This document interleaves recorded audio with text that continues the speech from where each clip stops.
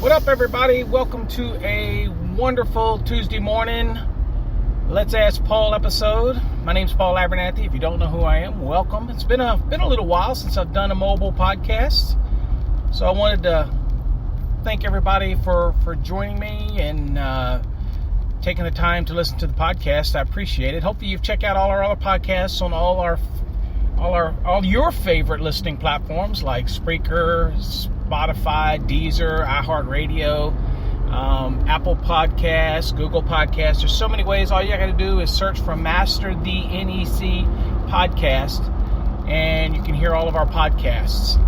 If you want to listen to all the Let's Ask Paul podcasts, just go over to paulabernathy.com, and there you'll see a link, and you can listen to all of them from there as well. Or you can get our free mobile app, which is www.necchat.com.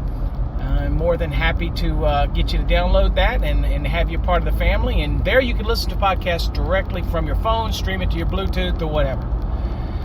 So this morning, I did get an email from a gentleman who said that he had listened to a previous podcast, and I had stated that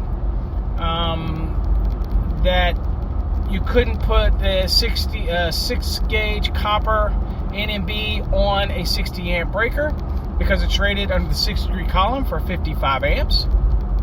And I couldn't remember the context of the question that originally, where I said you had to jump up in size. And I started to remember it after, I sent him an email and reminded him that, I can't remember every episode that I do. But a lot of times when we're talking about those things, the question wasn't simply about 240.4B, the next size up.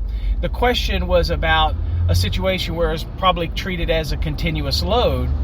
And, you take an example of an EV where it's like 48 amps and you take it as a continuous load, it ends up being 60 amps. Well, I can't put that on a conductor that's rated for only 55 amps, which is what you would get under the 60-degree column, plus the rules that are in 334.80. So it means that existing installation means they would have to bump it up to a 4-gauge to do what they wanted to do.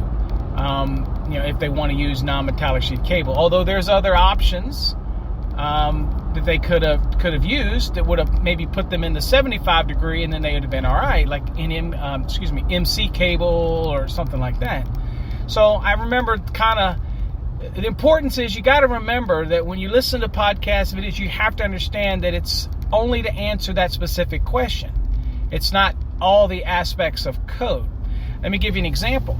If I had a non-metallic sheath cable, which is good for 55 amps, and as long as my load doesn't exceed 55 amps, then the rules in 240.4B, as long as you're not going to put it on a branch circuit with cord and plugs, and as long as it does, a overcurrent device doesn't correspond, right? And as long as you're not exceeding 800 amps, that's what 240.4B is all about.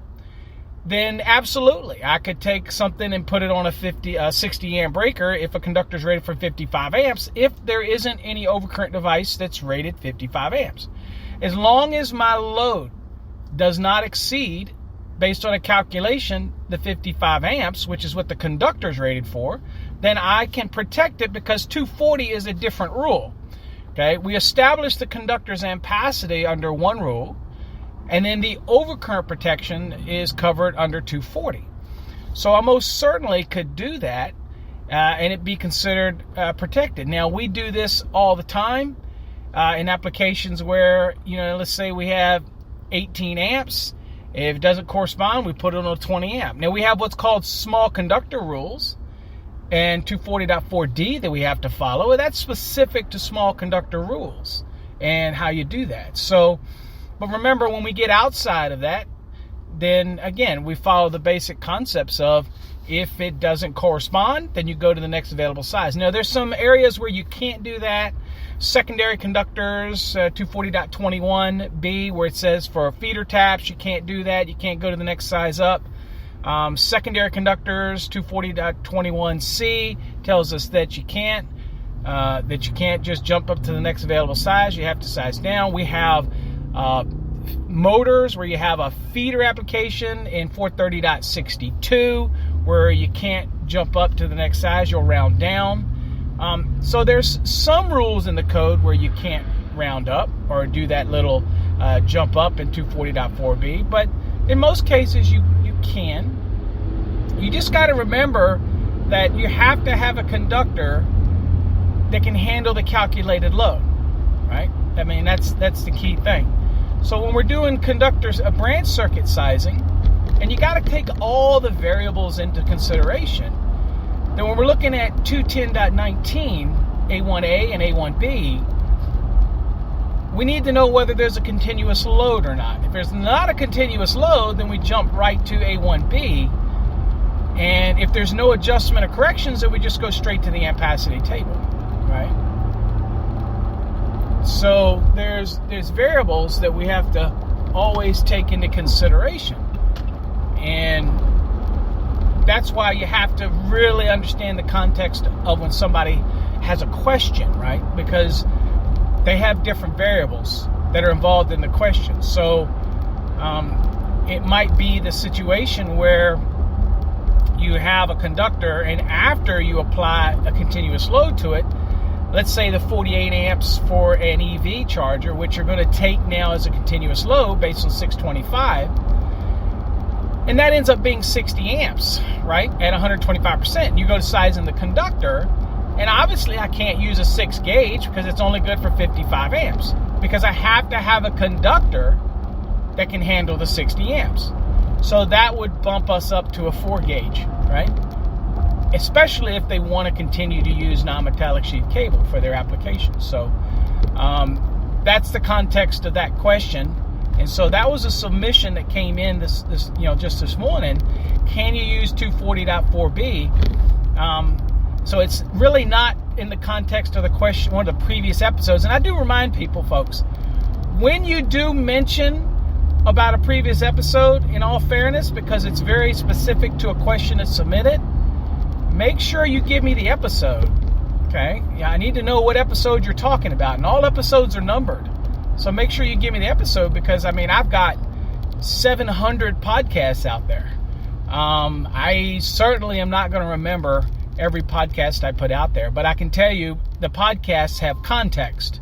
And so when I do a Let's Ask Paul, it's usually answering a question that somebody has and to their situation, and I'm trying to answer it to their situation. So that would be a great example if they wanted to run an EV that was 48 amps and is considered a continuous load by 625, that they would have to take it and take that 48 times 125%, and then you size your conductor. Obviously, a 6 AWG NM is not going to work, okay, because it's 48 times 125%, and it's going to exceed the value of the 60-degree column for that NM cable. So obviously that's a problem, and that was the context, I believe, of the question that was submitted. To answer the submitter's question, can you use 240.4b for applications of the next size up or whatnot when it comes to NMB? Absolutely. You just have to remember that you still have the small conductor rules that you're forced to follow in 240.4D, and those are pretty explicit. You have to follow it. For example, 12 gauge on a 20, 10 gauge on a 30, 14 gauge on a 15. That's, you have to follow those rules. But again, those are not the only sizes, and it actually, NMB can go up to, I can't remember, I know I should remember that because can go up to 1 gauge, I believe, for non-metallic sheath cable. Might be 2 gauge, I can't remember. It's not like I look at that crap every day, folks. Anyway, where can you find that? All you got to do is go into 334.100 probably, or part 3, and that'll tell you the sizes of NM cables. So I should know that. I work for a wire and cable manufacturer, but I bet y'all think that I sit there and look at cable sizes all freaking day, and that is not the case, okay? But anyway, so you do have limited sizes you can work with. Solution is you got MC cable. You can use the new hybrid cable, the new hybrid SC cable. Nothing prevents you from using an SC cable as well for an application for branch circuit, feeder, or even service. So I think a lot of people see service entrance cable and think that it can only be used for service. That's not correct. Anyway, so I just wanted to kind of cover that. I will tell you some things that are going on. If you haven't subscribed yet or gone over and checked it out, make sure you go check out Fast Trax Tube. We'll be adding a bunch more videos today. Not always are they going to be our videos, because I'm actually not moving a lot of the old stuff. We're weeding that out. That's why it's taking some time in moving things. We want to keep it fresh because we have a lot of 2023 stuff coming out. And I will tell you that the 2023 stuff will have a mention to the 2020 where necessary to show a change. So don't have to worry about that. A lot of the videos are going to be redone and things like that as we move into it, but we're really not doing it until the official release of the 2023 Fast Trax Black and Plus program. So it's probably why you haven't seen that. But if you want to subscribe and join the family, you get also access to Wednesday nights if you join Fast Trax Tube. So that's a cheaper route for you to get access to Wednesday night sessions. If you join there, you'll see a link under the home tab that allows you to join the Wednesday night sessions. If you want to join us, we usually on Wednesday nights, we're there for a couple hours, just talking code, answering questions. Sometimes we do a lesson. This week I'm going to do ranges again for some of the new folks that have come in. But it's a good time. You get to come and go. You don't have to come every week if you don't want. Pop in and out. I'm going to be there every week. So feel free to just come and go as you please if you're a member of the Fast Trax. If you're in the Fast Trax program, there's a folder or there's a link at the very top of your console that shows you how to get to the Wednesday nights. So if you are a Fast Trax student in the 2017 or the 2020 Black or Plus, you'll see the link up there, and feel free to join us at 7:30 Central Standard Time every Wednesday, unless I cancel it for some reason. And that can happen since I'm back to my traveling schedule. You never know. But yeah, we got that up there available. Also, for those that haven't done it yet, I implore you to go to our website, fasttracksystem.com, and try some of the free courses. Tell us what you think. You're allowed to give comments on it. So give comments on our courses, you know. I mean, we'd love to have your comments and be constructive. And again, I don't need you to tell me what you think of me if you don't like me. I'd surprised you'd even listen to me if you don't like me. I mean, that kind of says more about you than it does me. But at the end of the day, we have all these resources. Also, check out the blogs. We have quite a few blogs. Share the blogs. You know, you have a little feature at the bottom to share it on your social media. Do me a favor, go watch a blog and share a blog. Share it with other people on your social media. Let other people know about it. It's a free resource, and again, we're all together to learn the National Electrical Code, right? That's what it's all about.